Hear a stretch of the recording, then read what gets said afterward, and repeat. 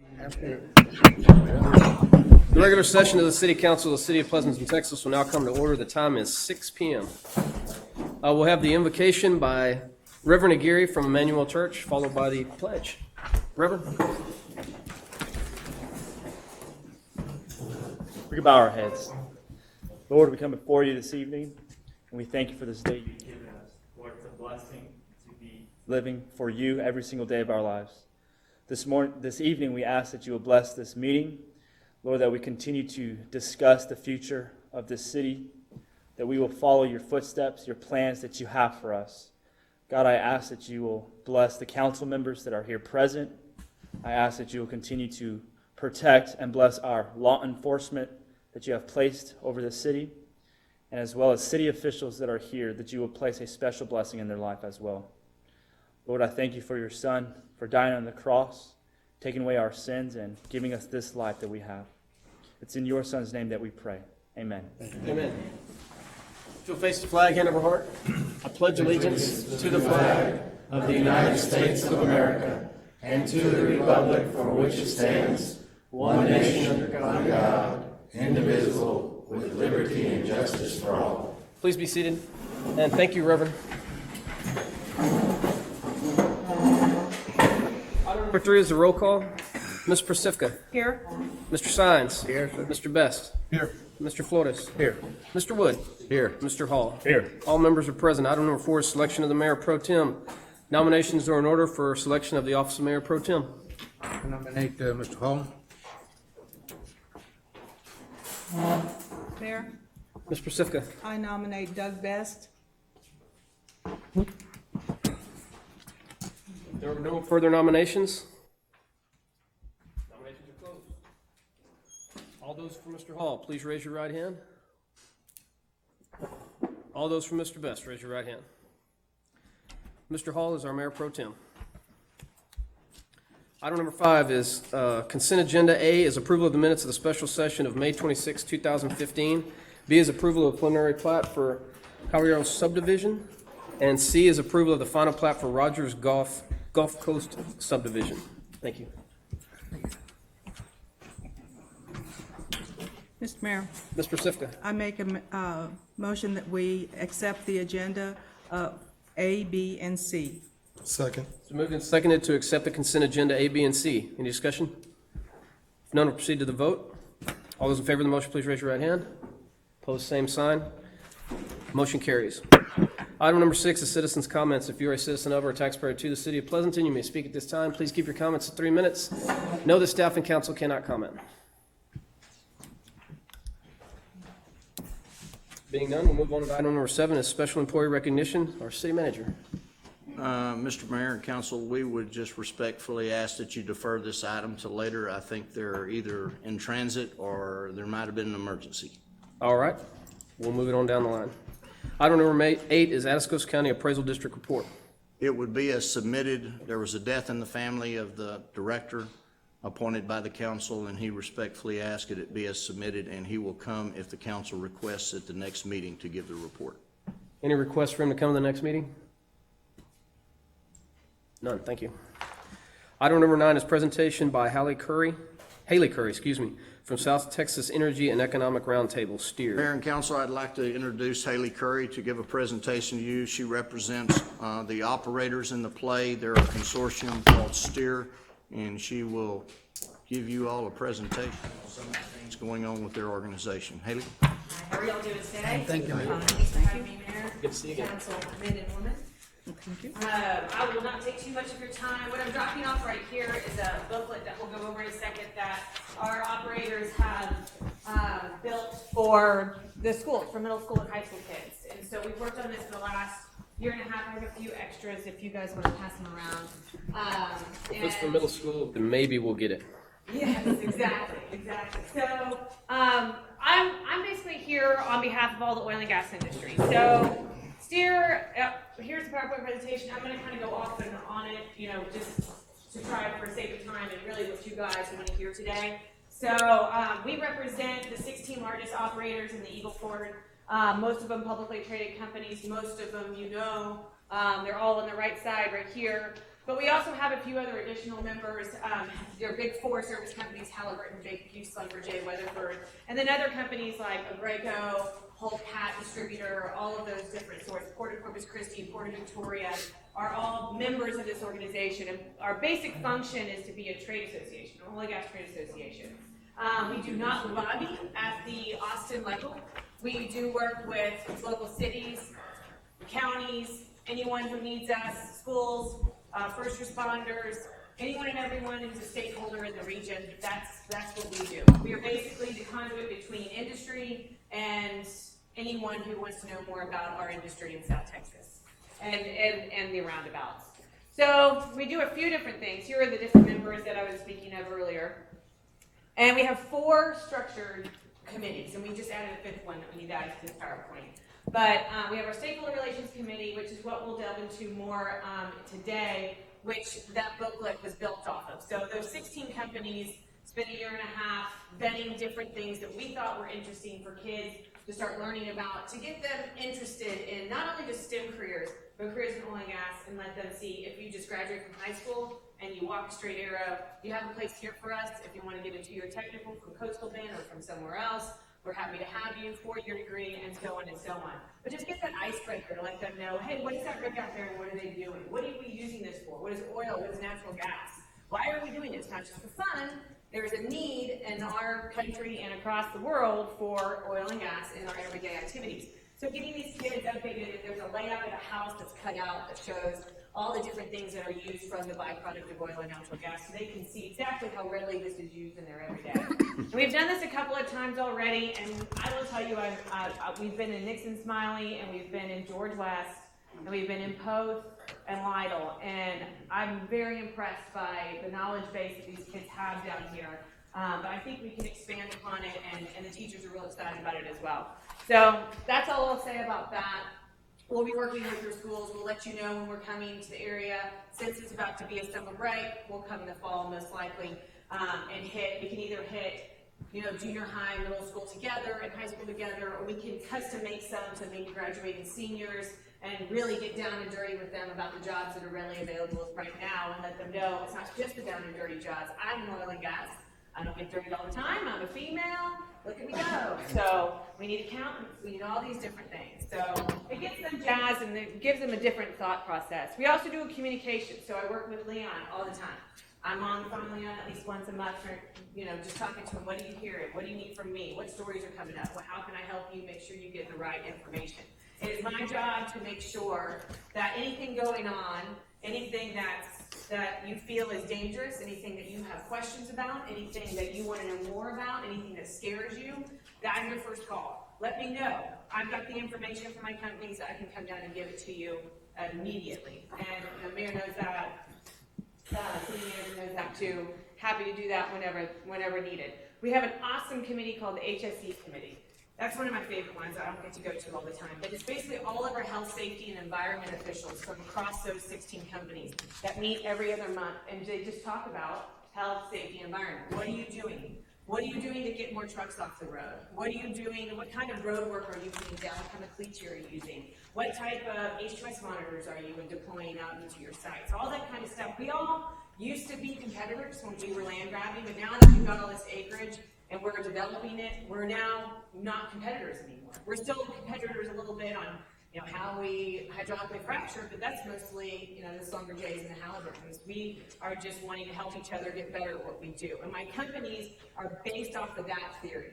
We have a small group because we feel that in a smaller group that cares about the development area that they are working in, which is Pleasanton, which is Escosa, which is all these areas, that we need to be prudent operators, but not only that, we need to be ingratiated into the communities that we're working, living, and hiring in. And that's why these companies pulled together and made, I came from Chesapeake, which is one of the founding members there. I was part of how it came together, so I can say I know from the backroom discussions that's what the whole purpose of it was for. We were only 3 years old, maybe not even. And I feel we've come a really long way. We have a long way to go, but we've got a long way in this play. So, and we also have a water sustainability committee. That committee is in the middle of doing a huge report, looking across the board at water use across the play, how we can do better to be better stewards of our water use, lower that water use, recycle more, reuse, share. Again, that's a collective of everybody sharing information. And then we started an operations committee as well that has all the asset managers through superintendents so that they can have that same type of cross promotion. So a little bit about the Eagleford. I think we all know exactly what the Eagleford is, but you might not know that it was named out of its outcropping, which is a little east of Dallas, Texas, in a town called Eagleford. So there's your little known fact. It is a sedimentary rock that contains oil and natural gas. There's also a window of condensate, that's your liquid natural gas that everybody's talking about these days. That's why you have your Cheniere energy plant coming in Corpus Christi. All of that, you have Pioneer getting that designation that they can export condensate. The main driver of that was for producing in the Eagleford. I had the opportunity to go to one of their central gathering plants a couple weeks ago before they sold it, and learn how that designation process happened. They refine it just enough to make it a refined product, and that's why they can export the condensate coming right out of the ground in the Eagleford all the way across the world, which is a really awesome thing. It's a step forward in the right process. That's the 15 counties we mainly work directly in. I would say in all we work about 26 counties. There's 4 of us, 3 of us that travel, 1 that sits in her seat, which we love her for that. And that's our trend all the way from the border, all the way up through Lavaca, even into Fayette, and so on and so on. Just a little economic development numbers. I think y'all seen the UTSA Economic Impact Study report. So that's a good example of something that STEER does. We commission that study every year. We ask them to look at that because it's the best indicator for our industry that we think that people who are not so familiar with our industry can understand an indicator of the success that we've given to a region. It's by jobs, it's by economic development numbers. If we say stuff like rigs or wells drilled, if someone who's not in the industry might not really understand what does that really mean, what is that, what should I do with that number? So this gives us a better number. You've heard these $87 billion. So when we talk to the kids, I love to point at that number and say, you know, if you put $87 billion in an area, because I ask them, you know about oil prices dropping, you know about this and that, and they all shake their head yes. You know, if you put $87 billion of economic impact in an area, or $87 billion of anything in an area, and things just got hard, if you just go, I'm done, and just walk out. And they were like, well, no. And I was like, well, we're not going to do that either. You know, we're not going anywhere. We're slowing down.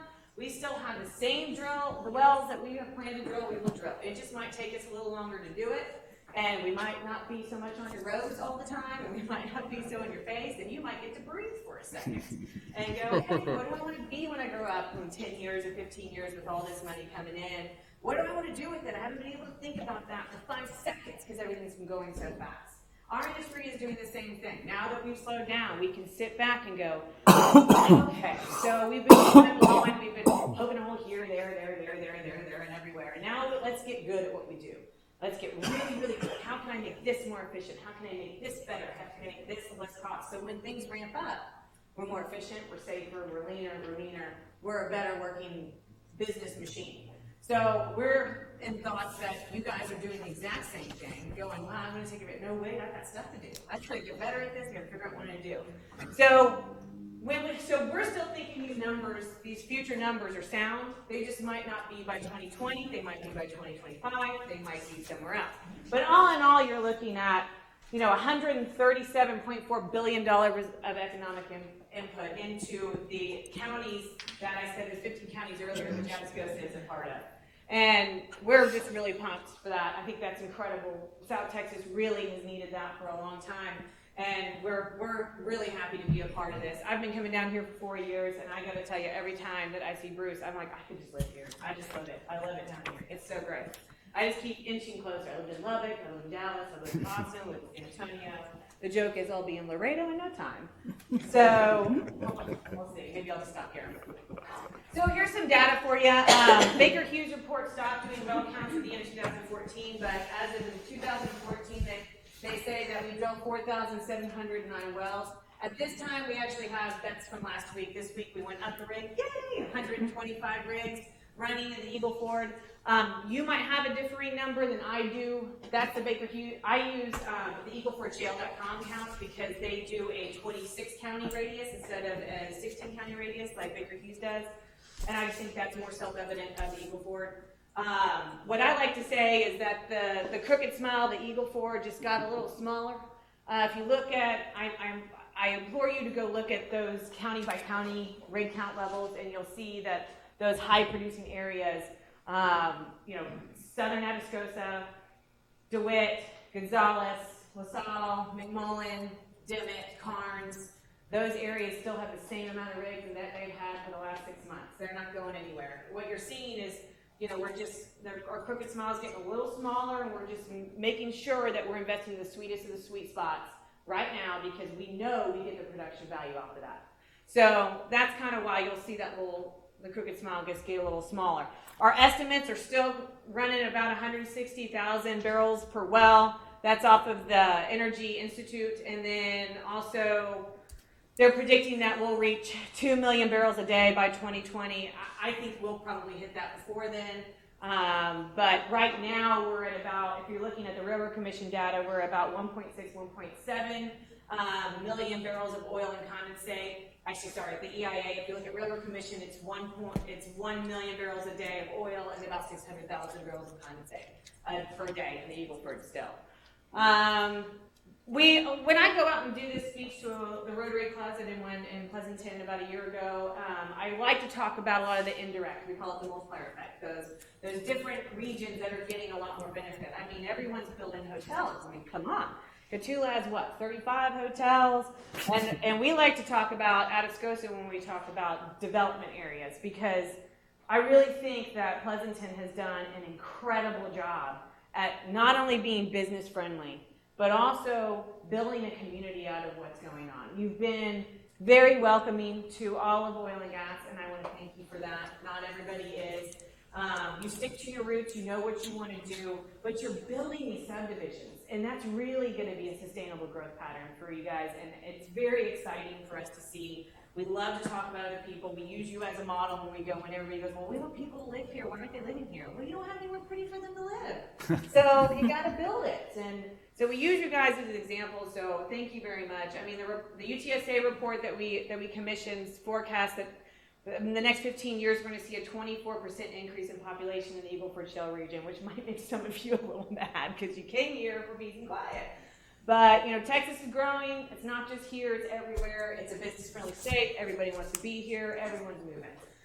Tried living in Austin. I tried. It was horrible.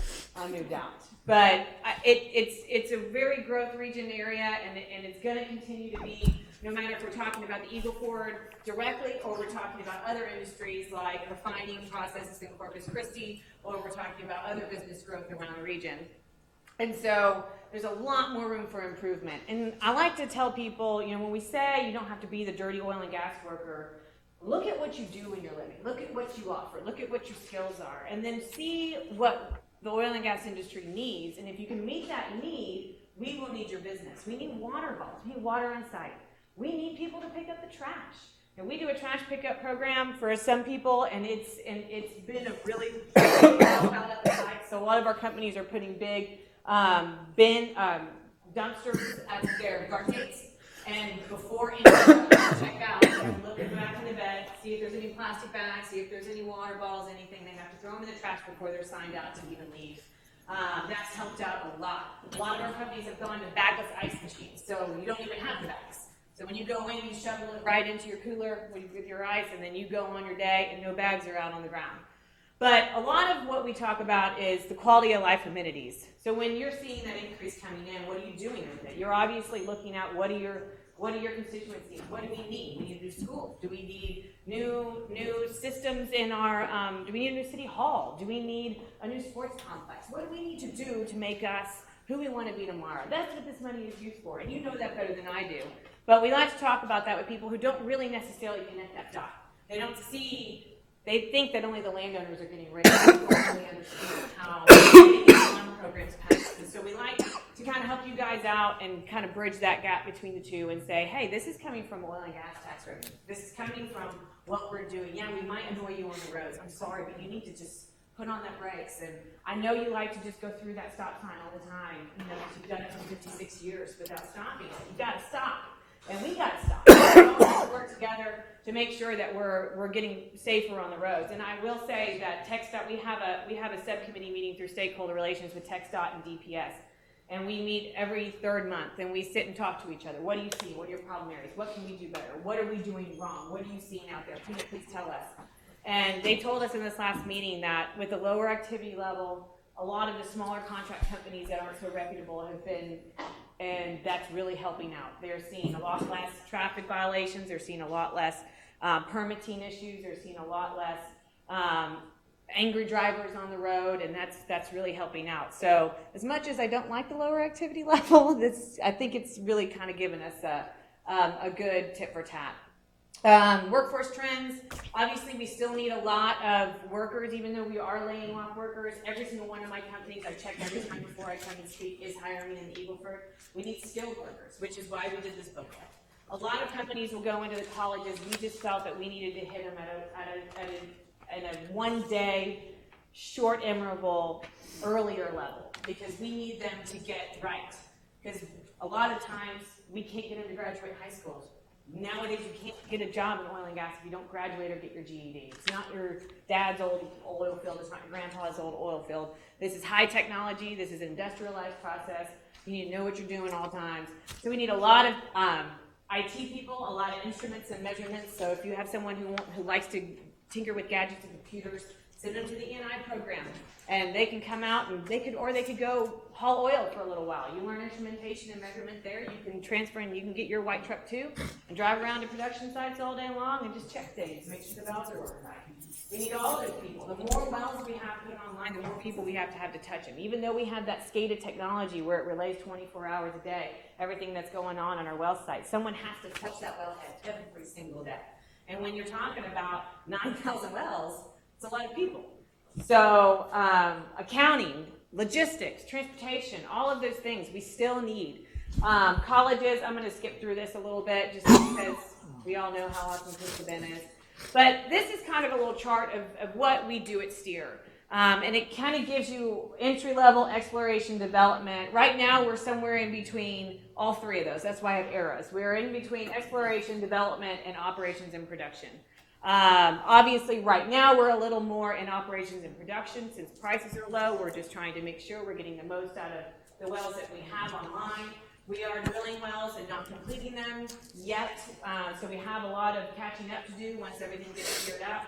I've heard from my companies that most of my companies are starting to gear up again. It just takes a little while to speed that out and well, if you're a landowner, out in your text. But it's just going to be a little bit of a lag time before we get up. But everyone across the United States, every analyst you talk to, most of the reputable ones at least, will tell you that the Eagle Ford stands to bounce back the fastest. We have the proximity to Corpus and Houston. We have the pipeline infrastructure. We can haul our oil faster. We have been in the sweet spot this entire time with shale drilling because we started out in 2008. We got to know our rock. It's very expensive to drill into, where it was costing us about $40 to $45 million a well and taking us about 60 to 70 days to drill. Now it takes us 14 to 18 days to drill for about $5 to $7 million. We got really good at what we did, and we filled in those holes to HPD, which is hold by production, our acreage that we really needed to hold. Because once we drill one well, we hold that acreage tract as long as we're producing it for a certain amount of time. We get to hold that acreage. And so we were just poking holes everywhere. And now we've got really efficient what we're doing. We're doing what's called infill drilling, where we can do those multi-well pads that we talk about so much, your 6, 7, 8 multi-well pads. So when we started to do that and get really good at what we were doing and really efficient, that's when the bottom dropped out. So we already know what we're doing. We know what's down there. We know how to get it. We just need the price to be right for us to just charge forward. And we will charge forward. And we're running 125 rigs right now. Right now, the Eagle Ford production is up more than anywhere else in the United States. We have more rigs running combined than mostly anywhere else in a shale play aspect. Obviously, the Permian Basin is still going to beat us, but other than that, we're still tops. So We had already talked about the booklet, so I'm going to skip over that. And we talked about kind of the educator stuff. So if there is an educator you know that wants to know more about this, please send them right to me. I'm the one who's running that program anyways. What we will do on that day is bring any companies that want to come with us. We'll bring engineers with us. We will bring the people, because they don't want to hear from me all day. I know y'all are already tired. But, you know, getting the people who do this every day in and let them interact with the kids. And they just really love it. They say how much they get paid and like how they did it and how they got into it. And if they're a naggy, they do a whoop or whatever. And then I throw my guns up. And then everybody gets in a fight. No, I'm just kidding. But we also work with a lot of the community colleges, making sure that everyone's lines of communication are open so we can get this workforce trained. What I'll leave you guys with before I go into Q&A is our Eagle for Excellence Awards. We started this a couple years ago for a couple of reasons. We wanted to be able to highlight those small and medium and even large businesses that are contractors or equipment managers that are doing it right because they live around here and they just do good work. And it's safety performance, environmental stewardship, and community and social investment. Those are the three categories for the business world. And it's been really an awesome thing to do for the last couple of years. It's a luncheon. You get to interact immediately, directly with our operators. Our operators cannot win. We have a third-party judging panel, so we can't pick who wins. We cannot win. And we just make sure that it's a good day. It also, you know, there's a twofold approach. We want to make sure these guys get some good props for the things that they're doing just because they care. But also at the same time, when I come out and talk to you guys, I get that, well, you guys are doing it right, but nobody else is. So this allows me to be able to take those names of those small companies, well, New Star's not small, but, you know, some of those other smaller companies and say, well, look, these guys are doing this. S&B has one of the highest safety ratings of any construction or architectural firm in the United States. That's awesome. Green Energy Oilfield Services has been so ingrained in the Cuero area that I don't even know what to do. Every time, they've won 2 years in a row because we can't find somebody else that does more for the community than they do. They do everything. Disaster relief, a kid needs a book, someone needs $10,000, someone's stuck in Mexico, it doesn't matter. They're there every 5 seconds and they really care. Like, they brought me a present this last year. It was kind of cool. But we're about to make our call for our nominations and entries next week. I'll work with Leon. You'll see it in the paper soon. Please, you guys have all the businesses here. Make sure that they know about this. I want someone from Pleasanton to win this award this year. I've told that to Leon last year. He's helped me. I want someone from Pleasanton to win this award here because y'all are so business friendly and there are so many businesses that have made a home here that are great, great businesses. I want to see them win. And every single one of our award recipients have won major contracts with our operators off of winning this award. So there's a lot of reasons why it's great. Some other stuff that we work on is the SARA Shale Handbook, ACOG, the emissions inventory study. We work with them on that, making sure they have all the right compressor and equipment information. And then I'm not going to go into all that unless y'all have questions about it. This is more for people who don't really know much about the industry, which I know y'all do. But if y'all have any questions, did I hit the time? Hit the time limit? Do y'all have any questions for me? I do have a question. You said you go into the schools. What grade are y'all going and talking to? 7th through 12th is going to be our major audience. We can go younger or older if we need to, but that's kind of what we dedicated that presentation to. In the studies y'all have done, do you have any kind of indication of what jobs are going to be recurring or developing in our area over the next however long? I look at it as the phase of drilling the phase of the process that we're in, and we will be emerging into the production phase here in the next 20 years. So I would say anything that has to do with instruments and equipment, electronics, anything that has to do with artificial lift, anything that has to do with hauling, pipeline, midstream, anything that has to do with hydraulic fracturing. All of those are going to be jobs. But then always needed are the accountants, are the attorneys, are the landmen. Because landmen still go through the contracts, just have to re-up. We've lost, leases that we're going to have to go back and fulfill. So those are all going to be needed for sure. Anything that in the booklet, you'll see it breaks it out with if you have a high school diploma, you can do this. If you have a 2-year, here's an option. Here's a 4-year. So it gives you. I would say if someone's looking at geology, that's great. You probably won't do that down here. You might do it in Mexico. You might do it in other emerging play areas. But geology is kind of the first part. Anything that's testing, so anything that's testing soil, anything that's testing the water, we have to make our cement blends and all of our slurries for the hydraulic fracturing, they have to be precise to the well. So there's still a lot of logging and testing that has to go on. And then regulatory. I would say health, safety, and regulatory are huge emerging careers in our industry. They have been there all along, but they're growing rapidly because the innovation is needed to just close that gap on our safety programs. Okay. Mr. Mayor. Mr. Best. Has Texas Workforce Commission been involved in this in some ways? Because I know years ago, they used to have Job Training Partnership Act funds, and it helped people who are considered unemployable to learn specific skills. And then sometimes community colleges and universities would do fast-track training through continuing education so that they could get people, it wouldn't be Pell monies, but get them into those specific skills. Is any of that kind of activity going on or expected to go on? Yes, we meet with the Workforce Commission on our own regularly and make sure that what we're doing is matching up with what they're thinking is going to happen in their programs. But on the outside of things, it's mainly been up to the operators to get that training picked up. So what I'm seeing, I had a conference call about this actually a couple hours ago. There's a group out of Houston that's trying to close that gap as well and bring the Workforce Commission, bringing the partnerships, the education, and the industry all together to just finally get this done and get something that works. And it's with API, so I think we have a good shot at getting this done finally.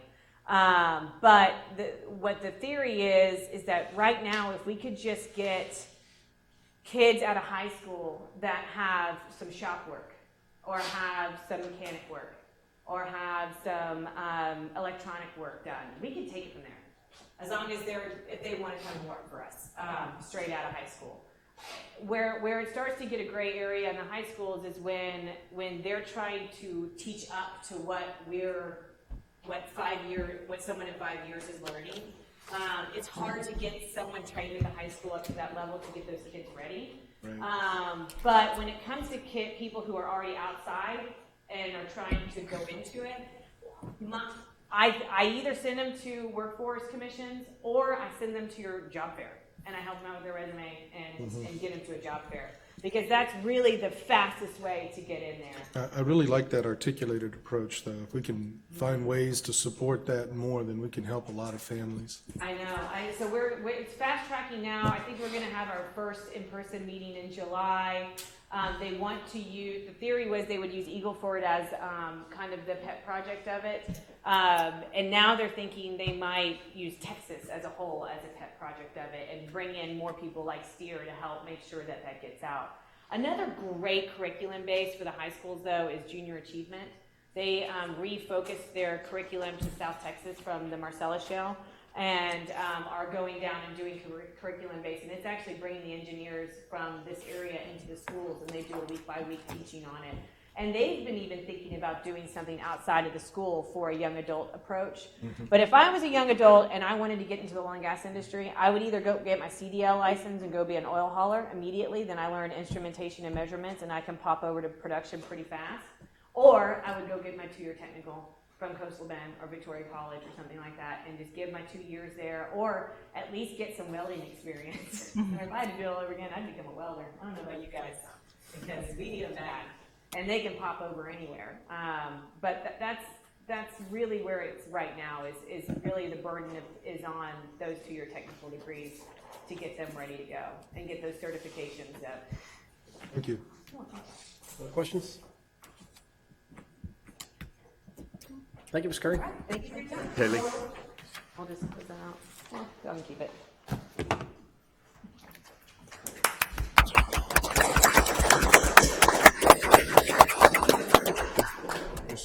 All right, item number 10 is presentation discussion concerning the funding for Phase 2 of the city's street reconstruction program and the Pleasant 2025 master plan. Mayor, I'll introduce Mr. McClaney in a second, our financial advisor, as well as Mr. Trail, our bond counsel. This is in accordance with the master plan. We're asking for you all to consider issuing bonds of obligation this evening, or the notice of intent to issue. This would be in reference to beginning phase 2 of the street reconstruction program. Mr. McClain. Thank you, Mr. Pearson. I will be try to be quick on this. This may be in your packets already, but make sure that you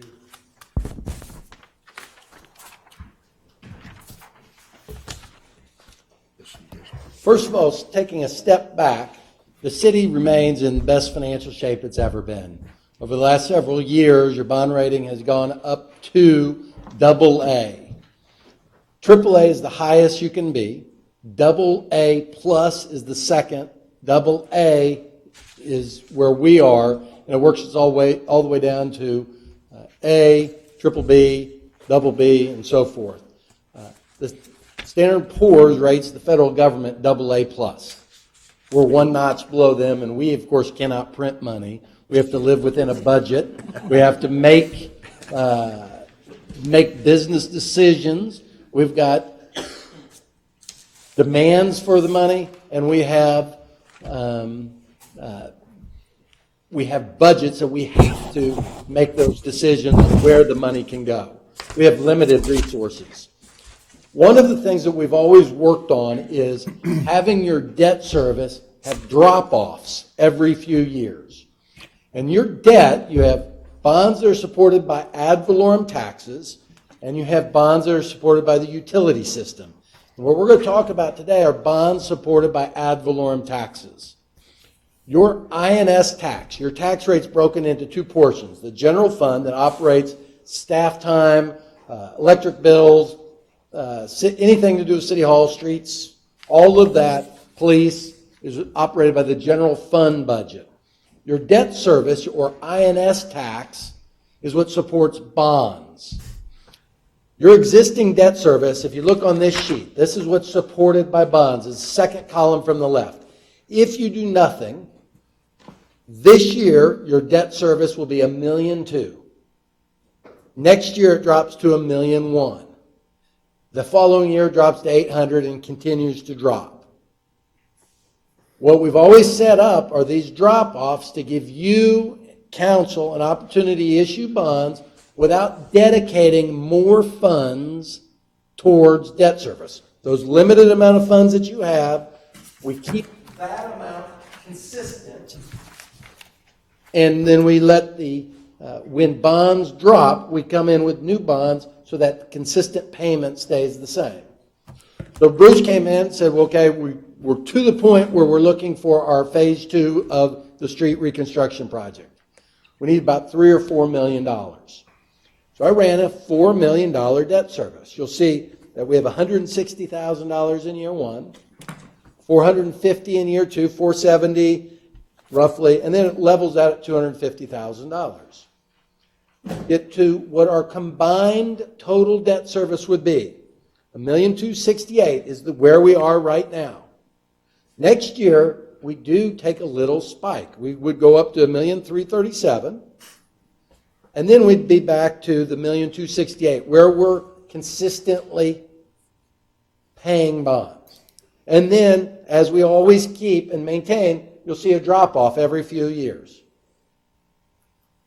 So if you see we're short 1 year, approximately $70,000. So the project that we need is really about $4 million. So we have 1 year where we have a shortfall. You have INS fund reserves that can cover that. Your INS fund, again, is only for debt service. It can be used, your reserve can be used to cover the shortfall next year, if you all elect to issue this $4 million worth of COs. So you would never be reaching into the general fund. You wouldn't be transferring additional funds. You would be using funds that can only be used for debt service that have accumulated over the years. And how would it have accumulated? You set a tax rate, You consider 98% tax collections. You get eventually 100% collections because eventually those people that don't pay their taxes eventually will pay and get caught up, whether the house property sells. So the money still goes to the INS fund. So we have to have enough revenue to make the annual payment, and then you get reserves because you get back payments. We have reserves enough to proceed if you as a council say, yes, we need to go forward with the $4 million certificate of obligation. If you do not, and this is important, if you do not, your INS tax rate will have to decline by $100,000. You will not be able to maintain that level of debt service because you won't need it. Your total commitment will go from $1,268,000 to $1,177,000. So those planned drop-offs is when we've always come to you with an opportunity to do a new project without dedicating new funds toward those projects. So that's the general on just the finance side of the certificates of obligation. If you elect to proceed, the steps are you would do a notice of intention resolution. The city council authorizes the resolution. Mr. Trail, your all's bond counsel, has put that together. If it's approved, it would be published. The purposes, 2 weeks in a row in the city's paper. 30 days after the first publication, the city council can authorize the sale of those certificates of obligation out into the market if a petition is not presented by your citizens to take it to an election. Because we're not committing new funds, we're not raising taxes, there are projects that are, my understanding, being demanded by the citizens, fix our roads, that typically it would not happen, that a certificate of obligation would be a good tool for this type of financing. So that's just a quick general overview. Mr. Trell can go through the details of the legal aspect if you would like, or I can answer any questions regarding the financing and the steps necessary for that. No, I think it's just important to remember that we've kind of set ourselves up to be able to do this. Yes, sir. I mean, that's what we've done in the past, and this will just be continuing that process. Do you have any questions for Mr. McClany? Or Mr. Trill, for that matter? Thank you. Thank you. Item number 11 is departmental reports. Our Public Works Director's report will be by Mr. Weezar, followed by our Parks Department report this evening by Jose. And we'll proceed to that point with the manager's and mayor's message, and all the other departmental reports are as submitted, Mayor. Okay. Good evening. Mr. Weezar. Production and average pumping for May was 1.4 million gallons per day. Last year at this time, we were averaging 2.1 million per day. Just a little history there. Utilities Department worked on several water leaks around town, which involved replacing poly services to copper. We also replaced a damaged fire hydrant on 102 Crest Line. Crews were also waiting on relocates for Winship Road so they can continue replacing those water services. This week, all water well flow meters were calibrated, and Jimmy C. well was pulled for repairs. It was televised and inspected to determine possible cause of excessive sand and pump wear. Our water main project, we received 2 more deliveries consisting of 16, 12, and 8-inch valves, and there's 2 more deliveries of accessories that are expected next week, early next week. Then 18 truckloads of 16-inch and 12-inch pipe are scheduled to be delivered starting on Thursday, June 11th.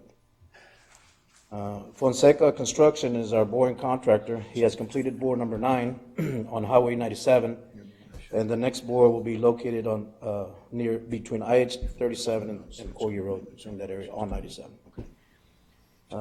Landmark, our water tower contractors, have been working all week. They've been welding and fabricating the steel portion of the water tank, which we call the bow.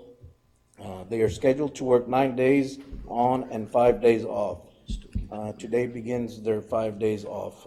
They will return on Wednesday, June 10th. So it'll be quiet this weekend. Yeah, it'll be quiet this weekend. Yes, sir.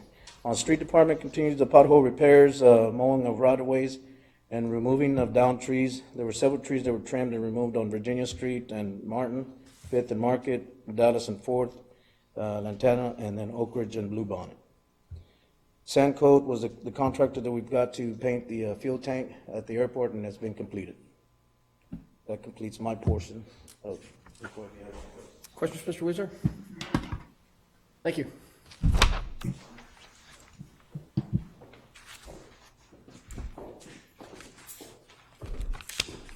Good evening, Mayor, council members. Evening.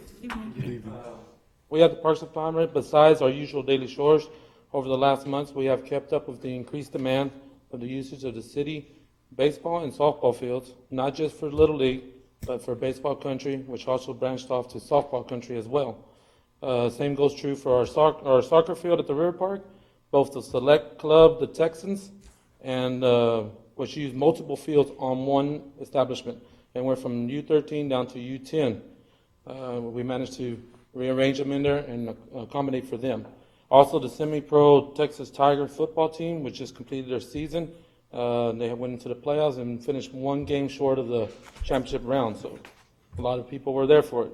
All these organizations have been pleased with the continued work that we do to keep the fields to an outstanding, playable condition, even though we've had record-setting rain. We have managed to keep with the mowing at the River Park Sports Complex as well as the pecan orchard. Over the last couple months, we have set out new picnic tables, complete with concrete slabs, new tables, barbecue pits, and at the swimming pool, we established 2 new pergolas out there. The work at the swimming pool was a combined effort with our department, the Parks Department, with the wastewater treatment, and the street department. We have completed vector spraying for all zones in the city, and we'll continue to do so. As well, we are treating for standing water for mosquito larvae and pulpi. So, any questions? Questions? Mr. Mayor, Mr. Best? this is probably to pull Mr. Pierce and Mr. Weezer in also. You remember the sinks I had talked about? Did that get looked at, the sinks that were missing out of the restrooms? Yes. They- They've been, we made reports on them when they were originally lost. And we're looking into purchasing new ones and establishing them hopefully within the next month. Within the next month? Okay, Yes, sir. thank you. Other questions? Thank you. All right, thank you.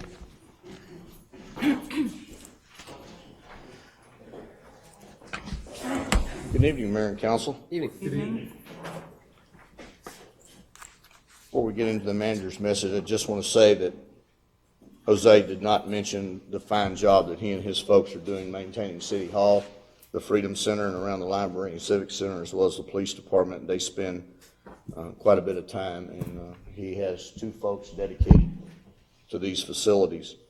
And I think that we can all rest assured by looking outside and looking around these buildings that they're being maintained fairly well. It looks good. The council has spent a tremendous amount of time, patience, and money to bring focus back to the center of downtown, and it starts right here at City Hall and the Library and Civic Center. And Jose, my hat is off to you and your folks.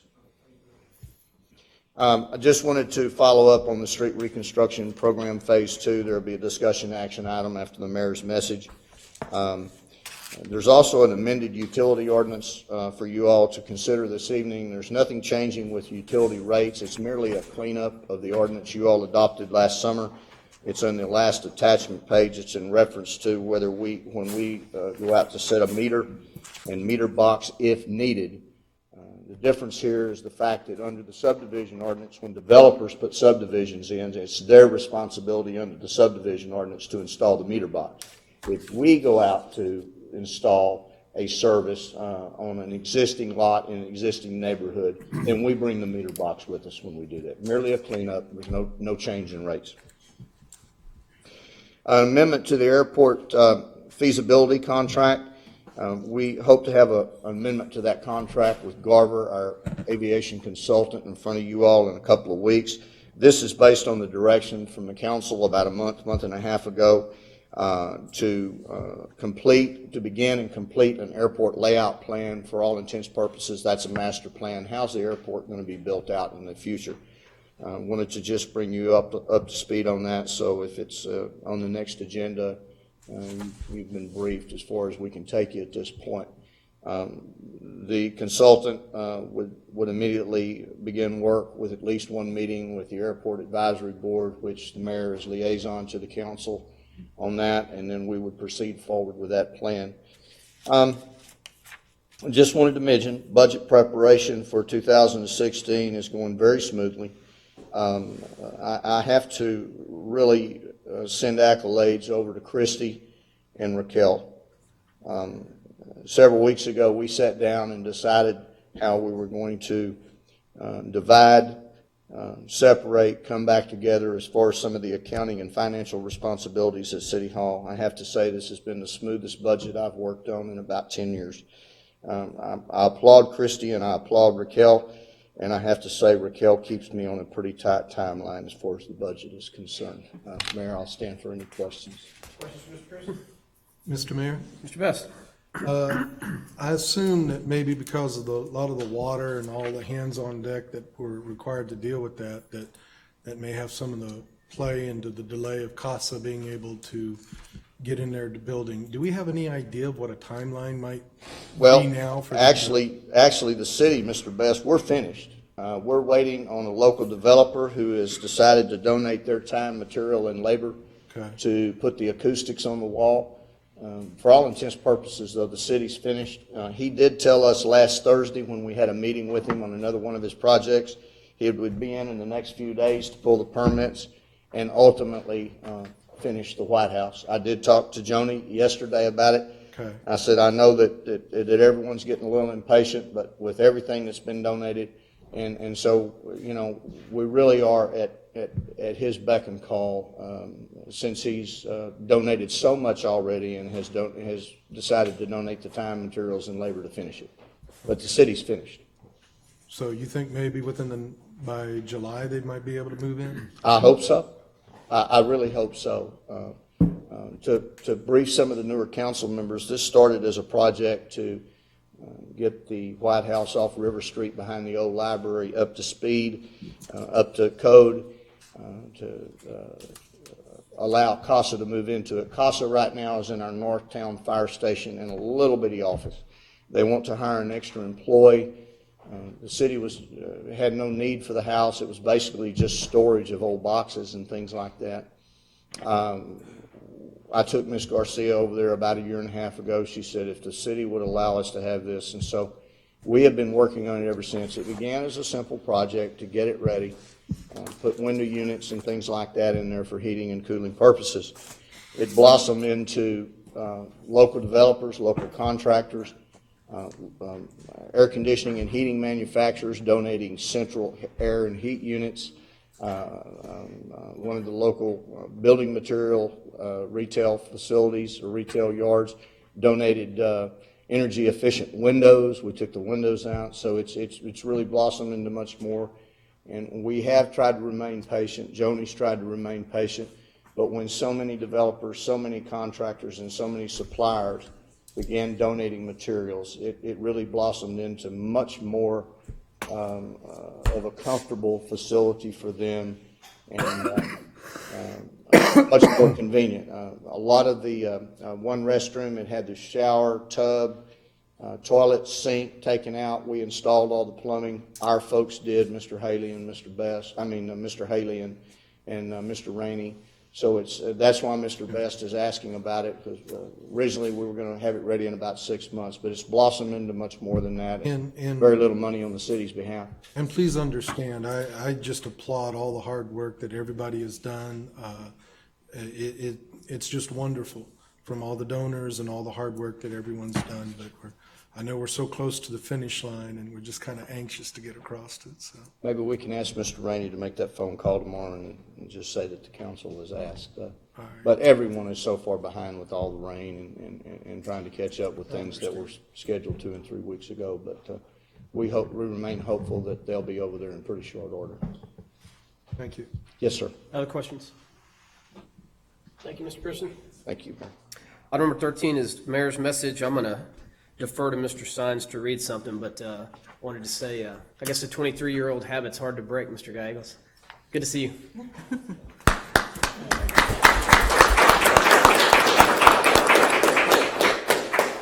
Mr. signs? Yes, sir. You can stay up here. Okay, Yes, thank sir. you, Mayor. Yes, sir. A lot of people that are here, others within different areas.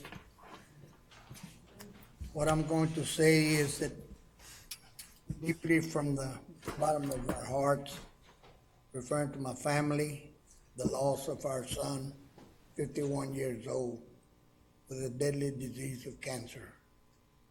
But with all the prayers from everybody that approached us and before and at times wherever we were, we were blessed with all of this, gave us a lot of strength. We had a hard loss, but everything's within God's hands right now. Our son, I'm sure, our family is sure that he's there in the hands of God, and he's in a better place, and we all feel happy. In one way, it's a 50-50 deal because everybody that participated with our floral gifts and other things to make us feel good, we had two choices. We were sorry, but we still were happy because it was the appearance of the public and the people and relatives and everybody in general being with us at the funeral home for the vigil, the rosaries, the church, mass, and the funeral. It was a blessing for us and gave us strength to observe and to witness all of this, but still, with God's power, we're happy in one way, so we have to go and continue doing what we have to do. Myself, as an elected official, I want to thank everybody that are here tonight and everybody that's out there that I'm including everybody that participated into this. I was very, very happy to receive something from the United States Congress from Dr. Cuellar, PhD, Dr. Cuellar, a letter from Washington, D.C., and I'm going to read it out for you all. These are U.S. House of Representatives, Henry Cuellar, PhD. Councilman Abraham Sines, Pleasanton, Texas. Dear Councilman Sines, I was saddened to learn of your son, Ronnie, passing and wanted to extend my sympathy to you and your family. Being father of two, I only imagine the hardships you are enduring and coping with this loss of your son. While the passing of a loved one is never easy, you may find comfort in knowing that your son will live on the hearts and minds of families and friends. Our thoughts and deepest condolences are with you during this difficult time. Sincerely, Henry Cuellar, PhD, U.S. Congressman, 28th District of Texas. Thank you for listening. And another thing I want to do, I wasn't present, but I have approached the newly elected officials or the council persons that got reelected or still in council. Mr. Travis Hall, Robert Errol Wood, and Mr. Flores, and our mayor, Clint Powell. And Mr. Best and I, in Ms. Pacifica, we're no rookies anymore. We're the ones that have to cope with whatever we have to do. It's our obligation, being elected officials, and I'm very proud, and I am sure that the three newly elected officials will get together and do whatever's best within the future like we have done in the past. I'm sure everything will be continuing to be for the best of everybody. My concern is the citizens. We have our tough decisions. Sometimes it's a hard decision to make, but we still have to make some kind of decision to do whatever we have to do for the public in general, not just as an individual. So I would like to say thank you all for y'all's prayers, for the support that everybody gave my family and I during this time of hardship. But I'm a strong man. I've always thought that I have been a strong man. I don't want to brag about it, but I've been told, for your science, Mr. Science, you're like an elephant. Never forget things, but still pull hard. And that's what I want to continue doing, to work with the city manager, the whole staff within the city hall.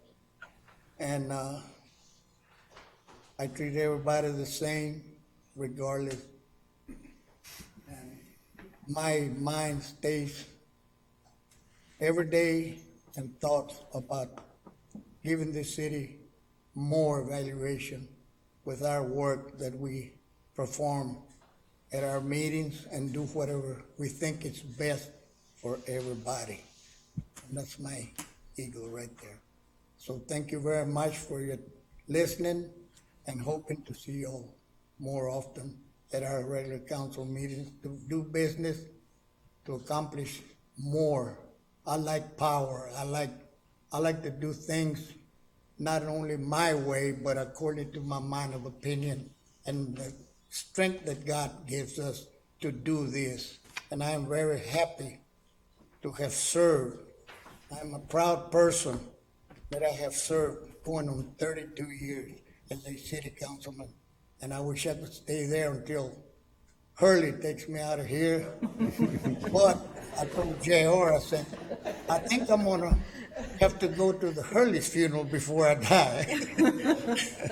So it's something that, we kind of try to cheer up and make our lives continue to go on and be happy and get together and work the best to our abilities from each and every one of us and everybody in general that's out there. And like I say, it's a privilege for me, from my family, for me to continue doing what I have done and continue to be doing. Thank you very much for your.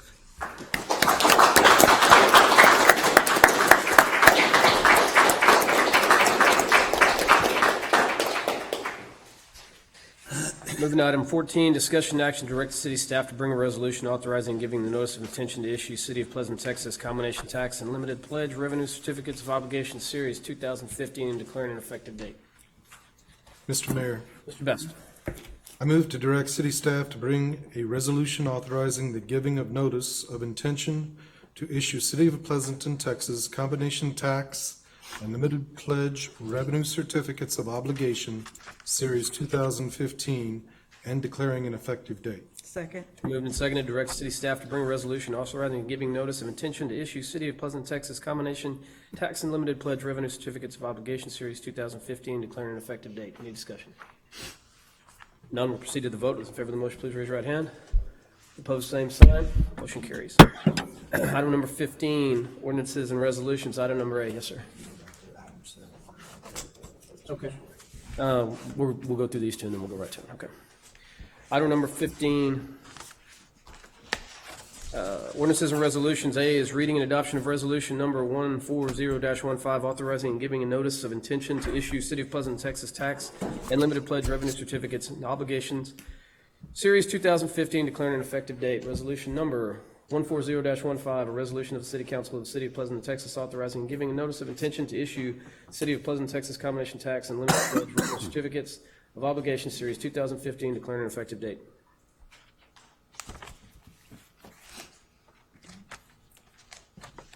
We're going to process A before we go to B, or try to. Mr. Mayor, Mr. Best. I move to approve the adoption of Resolution Number 140-15, authorizing the giving of notice of intention to issue the City of Pleasanton, Texas combination tax and limited pledge revenue certificates of obligation, Series 2015, and declaring an effective date. Second. To adopt resolution number 140-15, authorizing and giving notice of intention to issue City of Pleasant, Texas combination tax and limited pledge revenue certificates of obligation, Series 2015, and declaring an effective date. Any discussion? None will proceed to the vote. Those in favor of the motion, please raise your right hand. Opposed, same sign. Resolution is adopted. Item number B is reading and adoption of ordinance number 15-1145, amending utility charges and associated fees. Ordinance number 15-1145 is an ordinance of the City Council of the City of Pleasant, Texas, amending Title 5, Chapter 50, Utilities in General, for utility charges and associated fees, repealing parts of ordinances in conflict and declaring an emergency. Mr. Mayor, Mr. Best. I move to adopt ordinance number 15-1145, amending utility charges and associated fees. Second. It's been moved and seconded to adopt ordinance number 15-1145, amending utility charges and associated fees. Any discussion? None will proceed to the vote. Those in favor, please raise your right hand. Opposed, same sign. Ordinance is adopted. The regular session of June 4th, 2015 is hereby recessed to hold an executive session pursuant of Chapter 551 of the Texas Government Code. Oh, yeah. Excuse me. Before we get to that, we need to go back to item number 7, which is special employee recognition. Mr. Pearson. Thanks for catching me before I got all the way through it. I even wrote it down. Right around here. That's all right. Mayor and council, from time to time, when some of our Pleasanton family, individuals in our Pleasanton family, numbers of employees stand out and beyond, we recognize our family. I would ask that after the presentation, if the mayor and the council could come down for pictures with this employee. As you all know, over the last several months, we have been experiencing a transition over in the library. The employee we're going to recognize tonight has single-handedly ran the library for the most part, on and off over the last couple of months. Mr. Peterson and Mrs. Chia have offered support. A number of us have gone over at times and offered support. I have a feeling she never left for lunch. That's kind of tough, never leave your building for 3 months for lunch. She didn't ever throw a book at me when I went in to check on her. I want to recognize Gina Stewart this evening. However, I'd just like to tell you what I know of Gina. I think Gina probably has one of the softest hearts of any person I've ever met.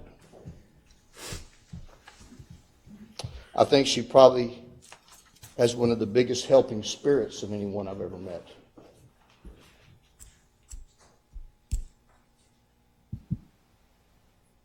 She's the kind of person that the birds in the early spring, early in the morning sing about.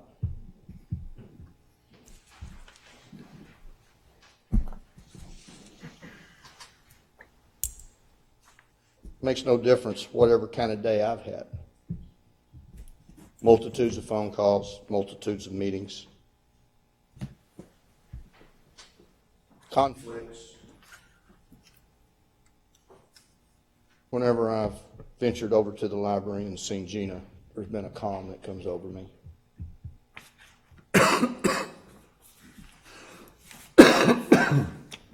Gina, you are a very special person tonight. I would like to recognize you. The council would like to recognize you.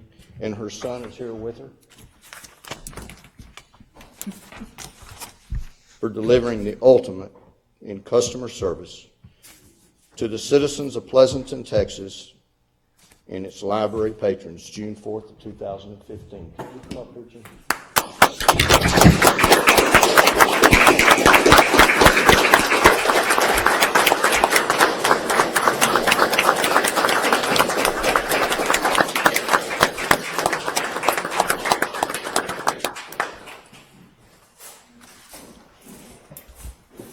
Mercy says she doesn't want to say anything. Wouldn't you all like to hear a few things? Not if she doesn't want to. Want to? Thank you very much. I appreciate the plaque and appreciate you being there. Thank you. Council, if you could indulge us for some pictures with you.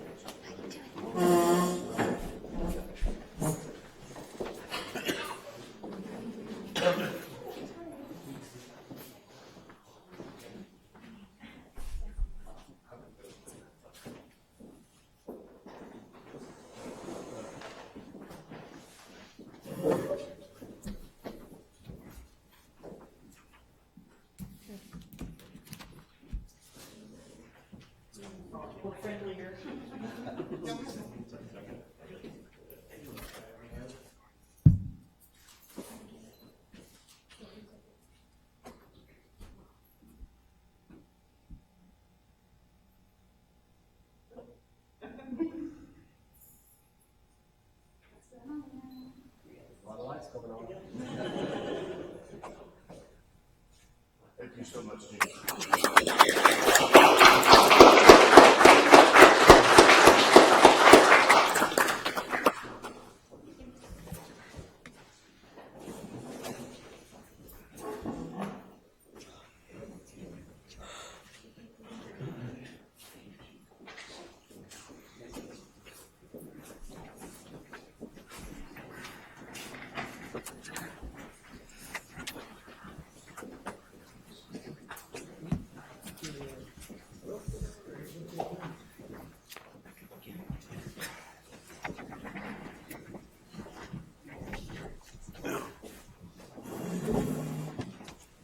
The regular session of June 4th, 2015 is hereby recessed.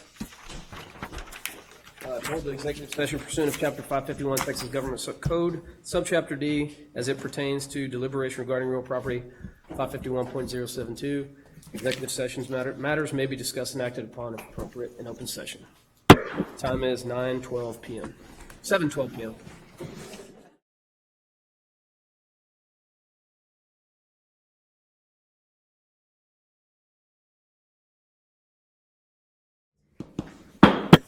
The regular session of June 4, 2015 is hereby reconvened at 7:53 p.m. Item number 19 is discussion and possible action concerning the sale of city right-of-way in the 500th block of Patrick Street. Mr. Mayor, Mr. Best. I move to authorize staff and our attorney to act as discussed in executive session concerning the sale of city right-of-way in the 500 block of Patrick Street. Second. It's been moved and seconded to authorize the staff and the city attorney to act as directed in executive session concerning the sale of city right-of-way in the 500 block of Patrick Street. Any discussion? None will proceed to the vote. Those in favor of the motion, please raise your right hand. Opposed, same sign. Motion carries. Item number 20 is discussion and possible action concerning real estate aspects of the City of Pleasanton Parks Master Plan. Mr. Mayor, Mr. Best. I move to authorize staff to act as discussed in executive session regarding action concerning real estate aspects of the City of Pleasanton Parks Master Plan. Second. Been moved and seconded to direct staff to act as directed concerning the real estate, in executive session concerning real estate aspects of the City of Pleasanton Parks Master Plan. Any discussion? None will proceed to the vote. Those in favor of the motion, please raise your right hand. Opposed, same sign. Motion carries.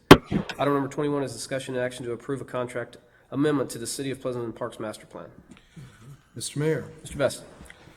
I move to authorize staff to act as discussed in executive session regarding action to approve a contract amendment to the City of Pleasanton Parks Master Plan. Second.